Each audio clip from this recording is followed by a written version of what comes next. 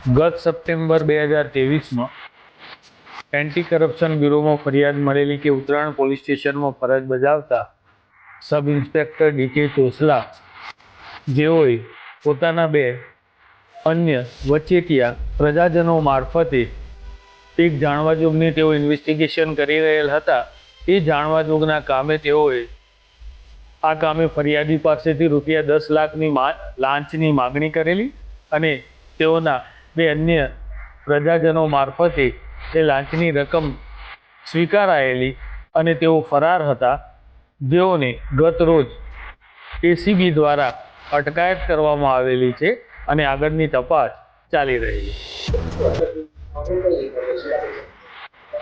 મામલો જાણવાજોગની એક તપાસ કરી રહેલ હતા અને તેઓએ ફરિયાદી પાસેથી તેઓ વિરુદ્ધ કોઈ અન્ય એક્શન નહીં લેવાના અવેજ પેટે રૂપિયા 10 લાખની માગણી કરી અને સ્વીકારી. અગાઉ બે આરોપી પકડાયેલા, એક પિયુષ રોય અને નિલેશ કસોટિયા નામના બે પ્રજાજનની અગાઉ અટકાયત થયેલી હતી અને ગતરોજ ડી.કે. ચોસલા જેઓ ફરાર હતા તેઓને પકડેલી. સર, આપણે એક આરોપી છે કેટલા પગાર ધોરણ છે અને હવે કઈ રીતે તપાસ કરે? હાલનો એમનો 54,000 રૂપિયા પગાર છે અને આગળ જે પુરાવાઓ મળશે એ પુરાવાઓ આધારે એસીબીની જે સ્ટાન્ડર્ડ ઓપરેટિંગ પ્રોસિજર છે એ મુજબ આગળ ઇન્વેસ્ટિગેશન કરવામાં આવશે.